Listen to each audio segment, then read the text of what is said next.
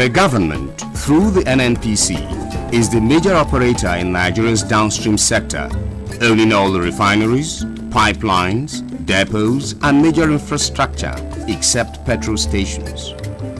Government's monopoly has led to poor management, poor maintenance of our refineries due to corruption and wastage caused by leakages.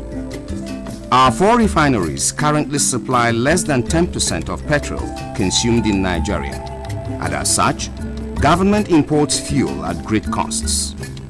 The pressure on the country's exchange rate due to the foreign exchange demand by all importers has contributed to the scarcity of kerosene, diesel, and the high cost of pump price of fuel. The situation here is, as in getting kerosene is very high. Like since 8 o'clock I've been here to buy kerosene and it's after 2 now I can't buy. They are selling 20 litre now. What is at 200 naira? Understand? But you pay 500 commission for them.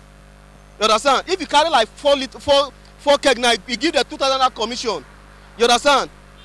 It's not proper. If it's not, let the federal government close it. Is so that know that let all of us go and buy for a private company. Nigerians should enjoy the benefit of belonging to an oil-producing country, and we can achieve this through the reformation of the downstream sector. Because the wrong players have been the one in the sector, government have been in business, and government have no business being in business. What I think is required to be done that we have not done over the years is to create the enabling environment that will enable people to bring their resources into the sector. And if people were allowed to do that, or the environment is conducive and people are able to do that, then of course you talk of increased investment in the sector, which will bring more jobs, which will bring wealth for the people, just like what has happened in the telecommunication sector, where people brought in resources to build the telecommunication sector, and we can see the impact today on our economy. So why the system have not worked is because government interference in the sector have been overbearing. But when you remove that overbearing interference by government in the sector, then the sector will explode.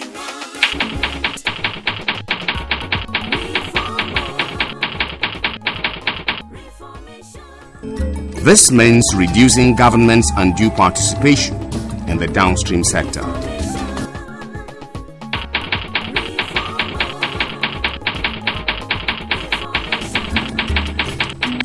Reforms will remove all the inefficiencies that increase the pump price of fuel by opening up the market to many private investors to build refineries, build and maintain pipelines, import fuel, and ultimately the market forces will cause prices to find their natural level.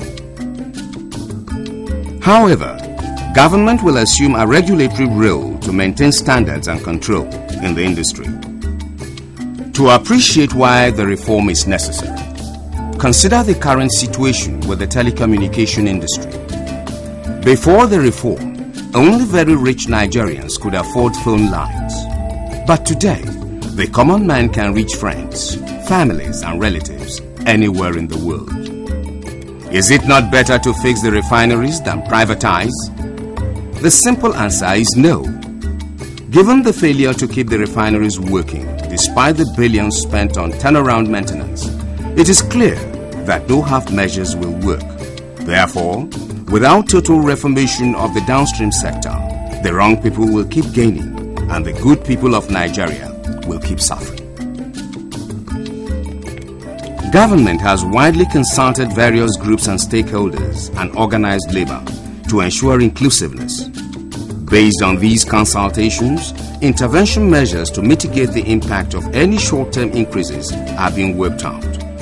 In the interim, contract refining options are being considered as an immediate measure for reduction of cost and supply enhancement. The concession of refineries will be subject to high standards of openness and transparency. Government has granted amnesty to militants in the Niger Delta, which will ensure pipeline security and improved crude oil production.